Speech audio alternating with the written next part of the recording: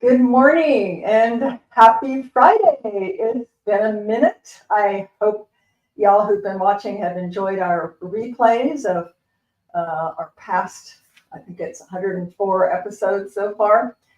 We're happy to say we're now on Spotify and LinkedIn, Instagram, Facebook. What else am I missing? Of course, YouTube. You're going to want to stay tuned to this episode because I'm going to not only help you fight inflation with a huge bonus discount for anyone who sends me an email on paint and stain for Sherwin-Williams, but you're going to get some valuable information that we are going to share with you on color and how color affects not only our interior spaces in our homes, but our interior head spaces as well, i.e. the psychology of color.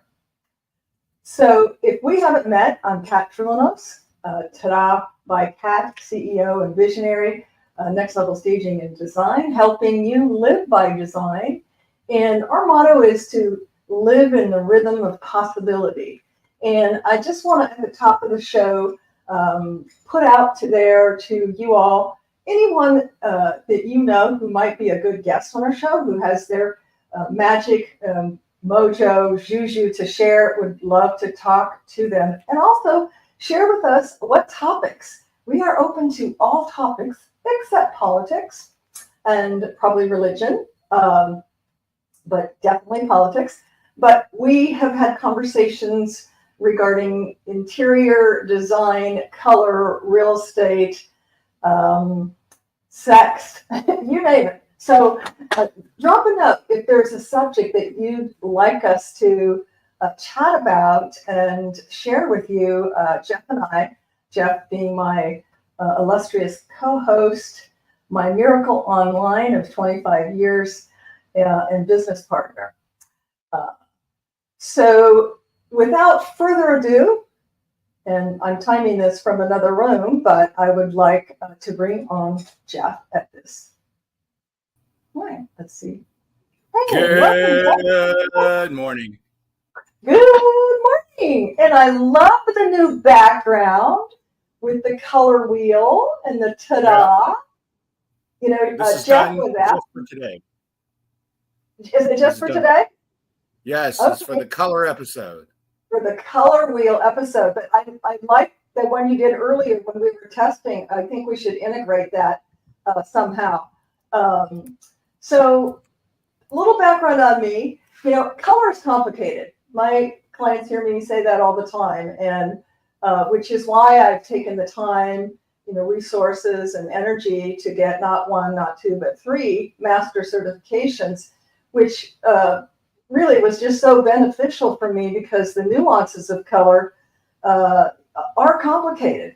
And it was very beneficial to have the nuances from 3 different master instructors and to then, integrate and meld into the complexities of color. I do a lot of color consultations mixed in with my design clients, and of course, design and staging color is involved. Anyone who knows me, I'm not a, I'm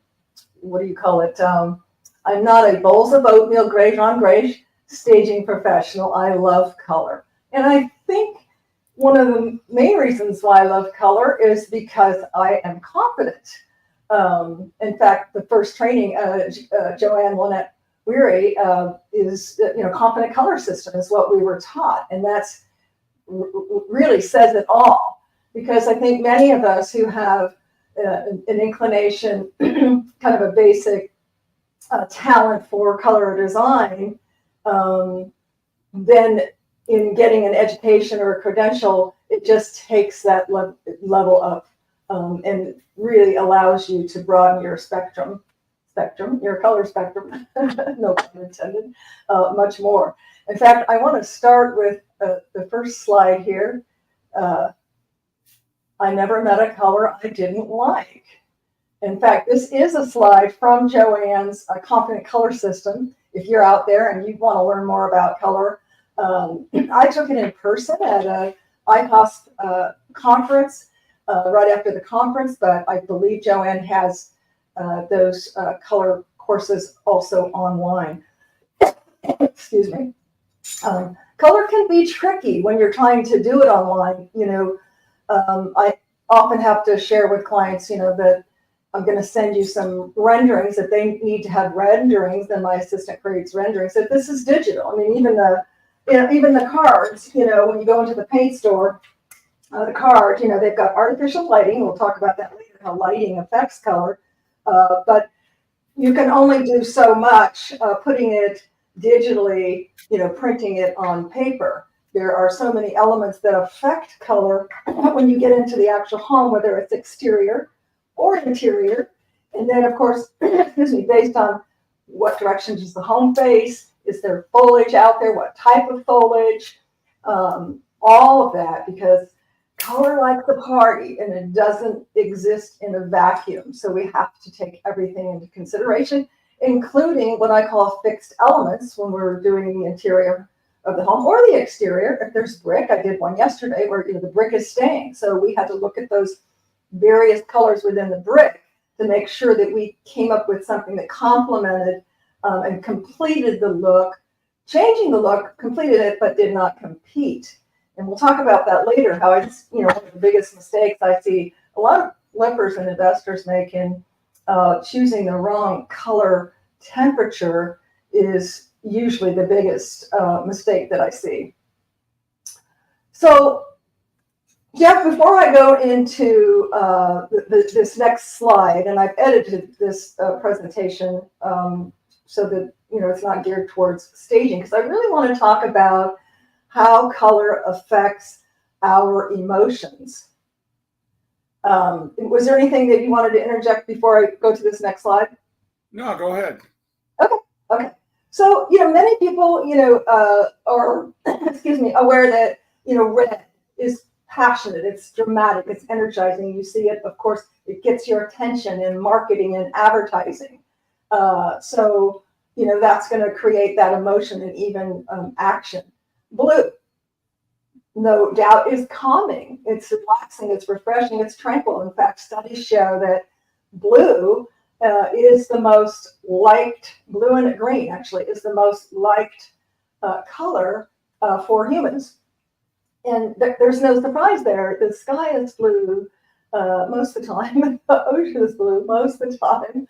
And of course, skipping down to green, it's cleansing, it's renewal, it's growth, it's earth, it's trees, it's grass. So I don't think it's any big surprise that, if you want to emote those types of feelings in your space, that you may want to integrate the greens and the blues. Yellow is warming, cheerful, uplifting. However, we had a study done not too long ago that you'll lose money if you do your kitchen yellow, so you may want to skip doing the kitchen yellow. Doesn't mean you can't have yellow in your space. If you do the break up the color, have two main colors and some accent colors. Orange, obviously, I'm kind of wearing a red orange today, a kind of bright iridescent orange, which I thought was fitting for doing a color segment here, because I just put it on and it made me cheerful and uplifted me, even through our technical difficulties, which Jeff overcame. And we talked about green. So those are the overall color emotions and how color affects our emotions. Another study that I had shared in the past is that, with design and staging, that decisions are made on color more than anything else. And the potential decision maker may not realize that it's a subliminal, just like the old adage, you never get a second chance to make a first impression. We have 6 to 9 seconds to grab someone's attention, whether we're meeting them, going in their home, walking by, driving by, looking at the exterior. I mean, when I was in new home sales, I had folks who loved the model I took them to see the same plan, and they just hated the outside. They couldn't really decipher why. But when you drill down to it, it was color. 9 times out of 10, it was because there was like a poo-poo brown on the exterior that didn't resonate well. So it isn't the color, it's your reaction to color. So, in looking at this slide, which chair would you sit in? And there's no right or wrong. And actually that could change from day to day, because you might feel drawn to a yellow chair one day and a green chair another day. So definitely it affects our mood and what mood we're looking to go towards. So this kind of tags with the previous dialogue, and that is that color is responsible for over 60% of decision making and 75% of design mistakes. Color's complicated, like I said, but it keeps me busy. So, so let's talk about a little bit about, color. And Joanne taught this. This is actually a slide from her class, because it's not the color so much, it's the saturation or the intensity that really makes a difference. So we do a kind of a color test to kind of see where a client is comfortable in the saturation or the intensity, because this is the same color but in muted. Okay, so that plays a huge factor. If I could divide, I would say the biggest color mistake, it would be in cool and warm. Okay, if you cross those over, unless you do it in threes intentionally, so it looks by design, because sometimes you can have what's called a fixed element. Let's say a counter. It was looked at one yesterday. It had cool and warm colors and kind of an older granite that you see, but we wanted to up-level other parts of the area that was surrounding. So in that case, you just have to go with something that plays well with cool or warm. Biggest mistake I see in a lot of flippers is they just go in and go, well, we're seeing it fade off, but the gray. Oh, let's just do a gray. Everything's gray, which that's kind of passe at this point. But they would pick a cool gray with warm elements, and it just looked like, this doesn't quite look right. But they couldn't really put their finger on it, and the reason is because they went out of the temperature line and crossed that line. So warm and cool, you want to look at warm and cool. So the color secret is to mix colors, and I've used this term again, that complete, not compete, and you can do that. The biggest factor, like I said, is to stay in the color temperature, the correct color temperature. So I've got some more slides here, but I want to bring in this slide that I pulled out when I was putting together a presentation for a local builder association with a colleague of mine and doing research. I've stumbled upon this, and I hope that you can read it. I will read it to you, of course, for people who are just listening as well.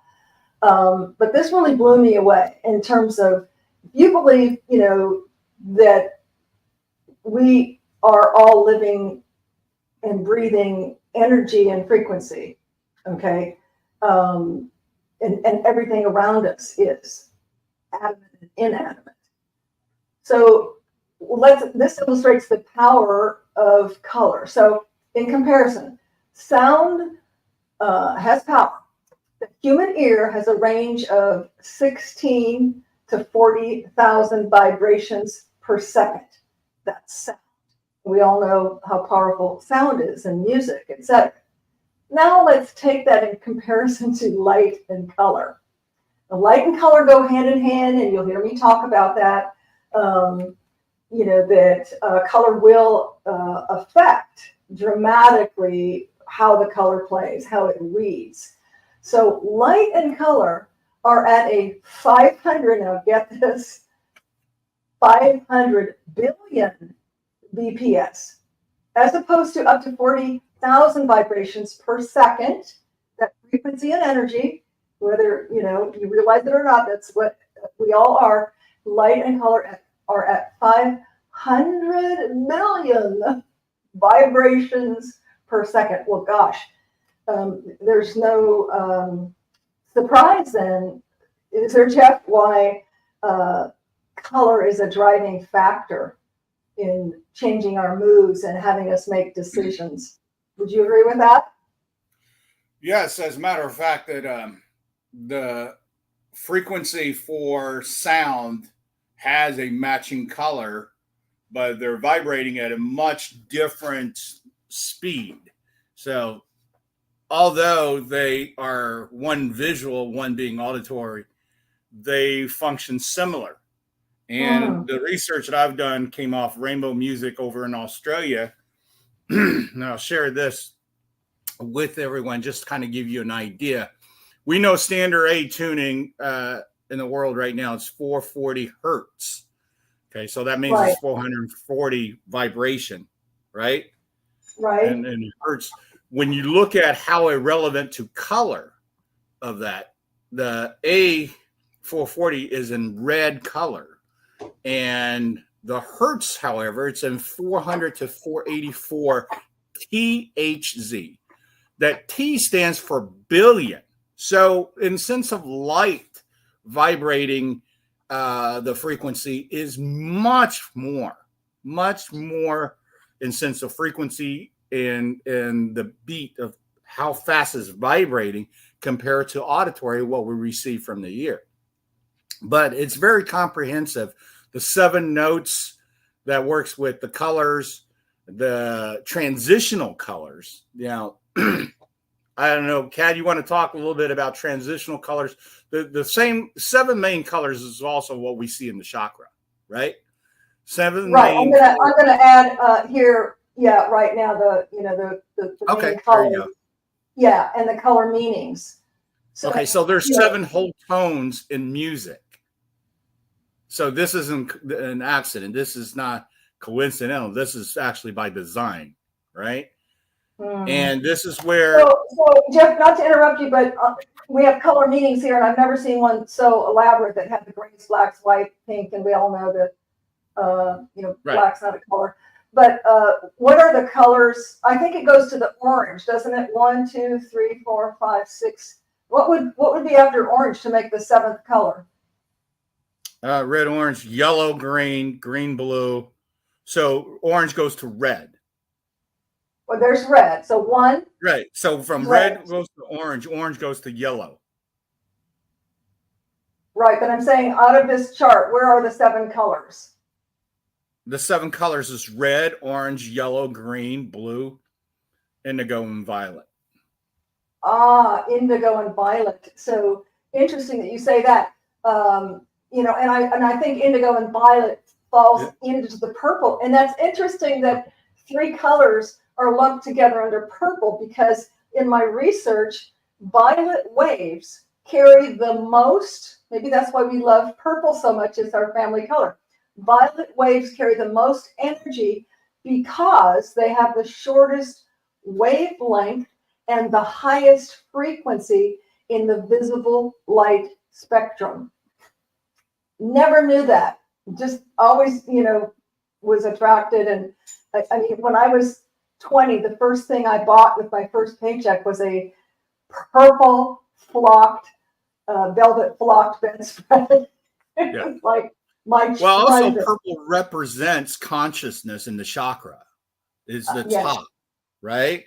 Yes. So it's not surprising that when you look at in the color chart meanings of royalty, wisdom, bravery, spirituality, uniqueness. I mean, these are all driven with the consciousness philosophy, right? Absolutely.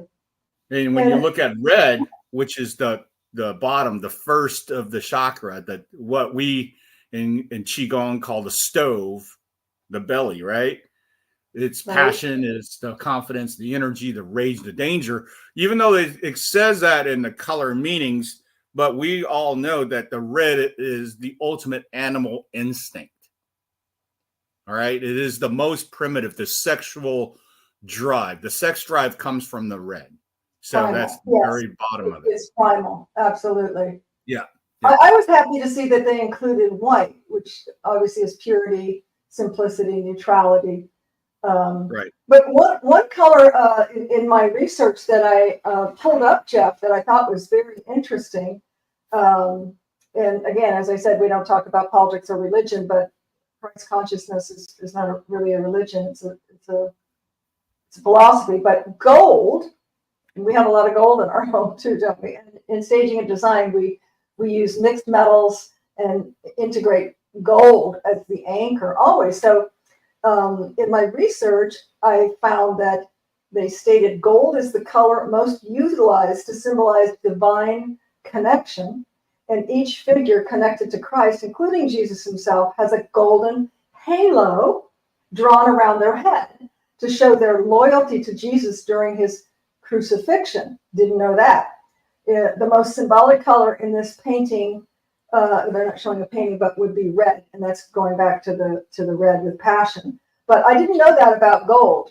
Of course, when you think about it in retrospect, you go, yeah, there's gold halos. There's, a lot of gold. Of course, gold is, riches and things like that. But I never heard it anchored and tied to the divine connection, which I thought was really interesting. Gold is the precious metal that everybody, seeks the value of it. And if you are into the UAP, UFO, all that direction of that information, you realize that there's a lot of story about mining gold and the history of the Anunnaki creating from research of Zecharia Sitchin talks about why they were here in America, on the planet Earth, to mine the precious metal, because gold is a conduit.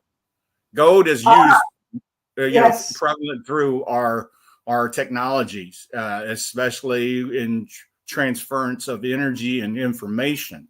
So evidently, gold is also a capability to repair a destructive atmosphere in a solar system. So these are all research done by Zecharia Sitchin out of the Sumerian tablets.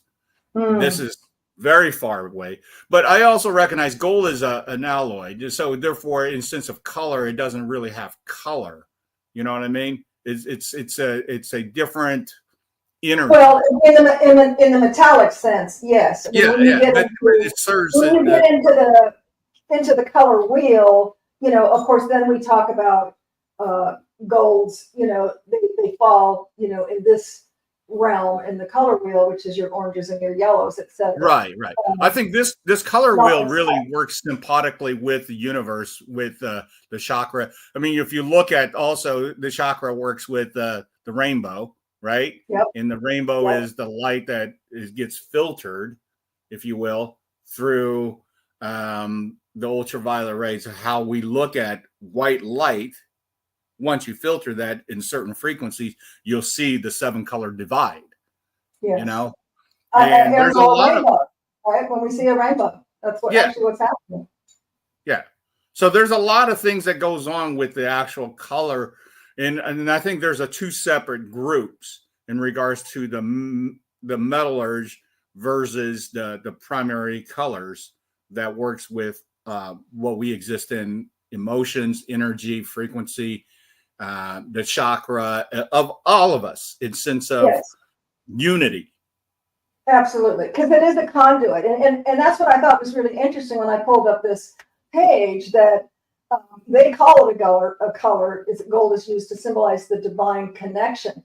We think of it, more that kind of gold as a precious metal, which we do use in our interior spaces, but I never heard it really referenced and pointed out to the divine connection. So I thought that was very interesting.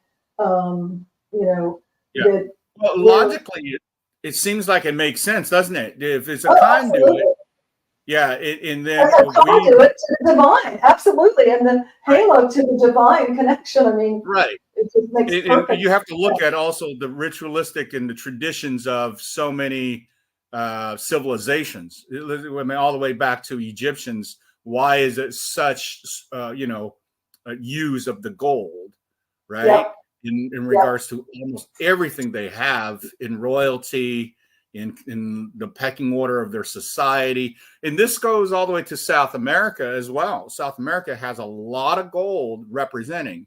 One of the things that most people don't know about is, of course, is Africa.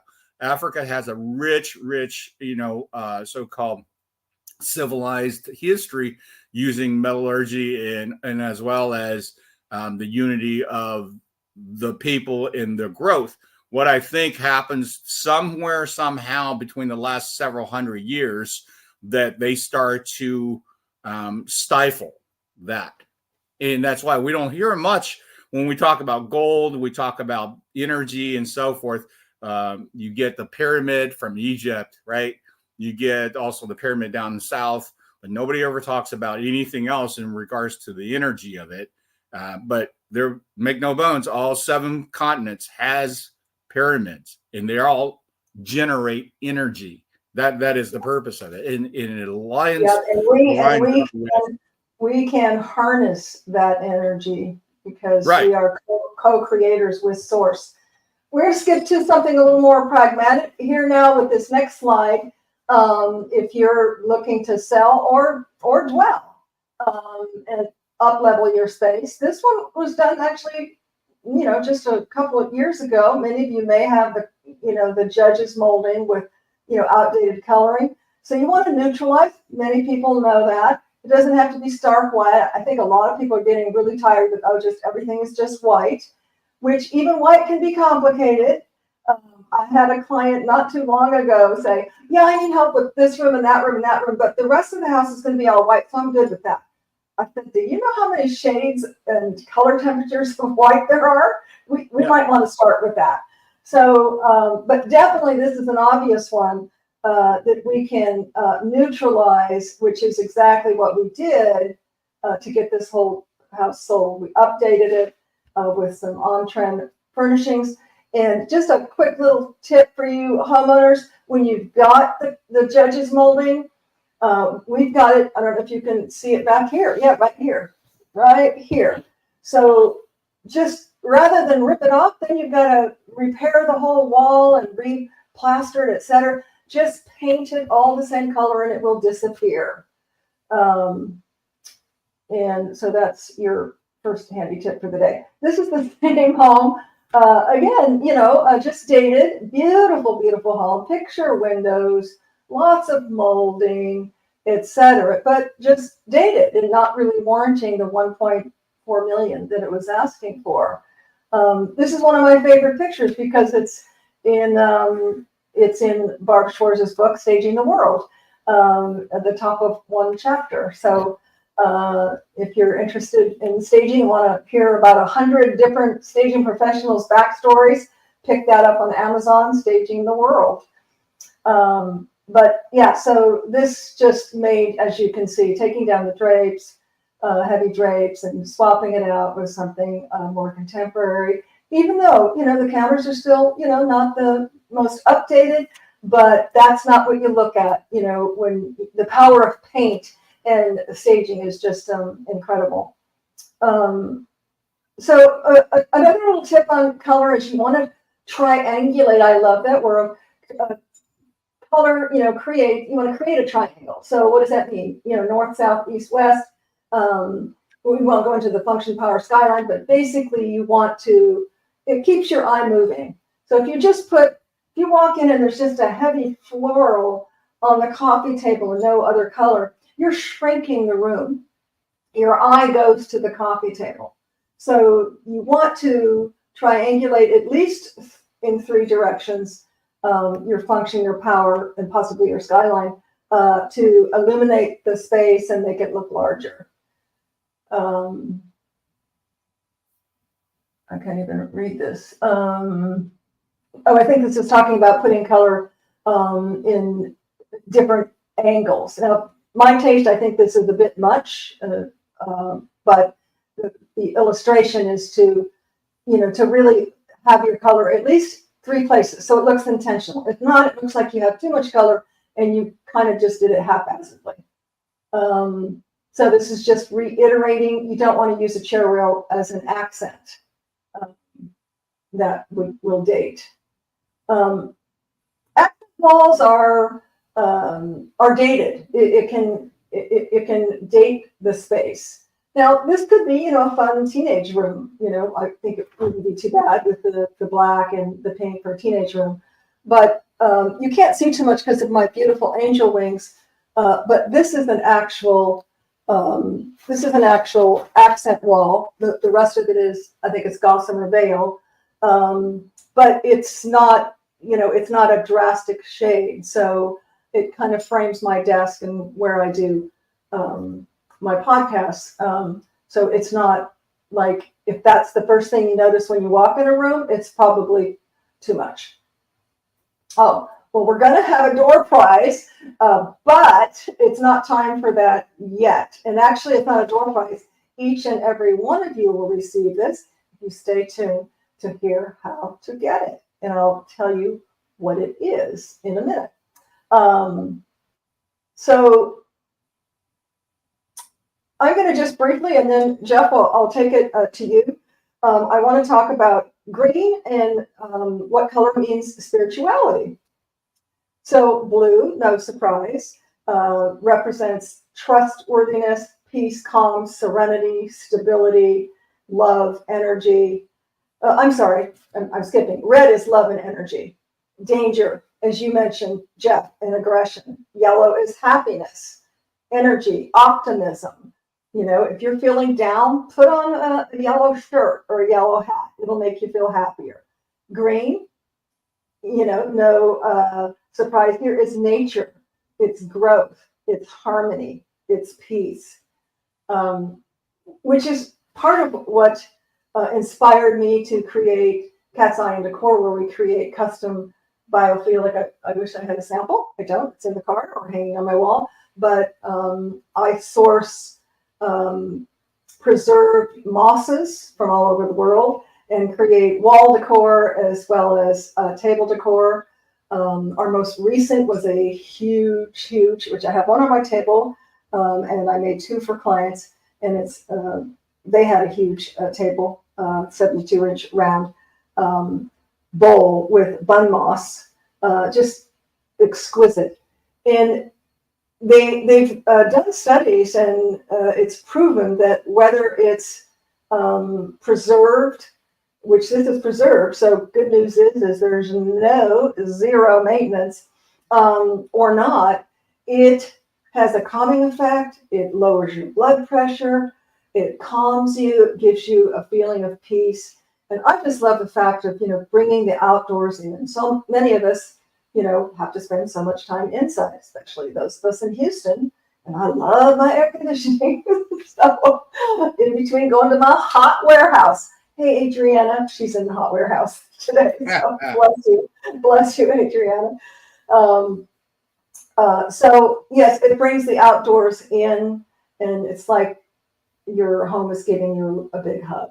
And who doesn't like a big hug? Description here that I pulled up, green is the color of life. It's renewal, it's nature and energy. It has a healing power, and it's the most relaxing color for the eye to view. And I'm sure that's why the studies have proven, that it actually lowers your heart rate and relieves anxiety, etc.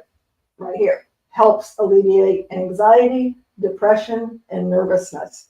Green is new growth, rebirth, and harmony. And who doesn't want any of those things? So that's all I have, Jeff. Let me see.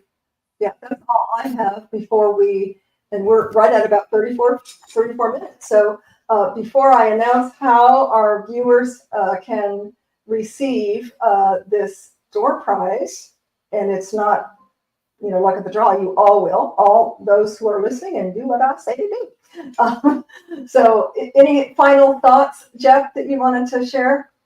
Yeah, if anybody who's watching this podcast is interested in more information and maybe even discussion and have questions, please email us.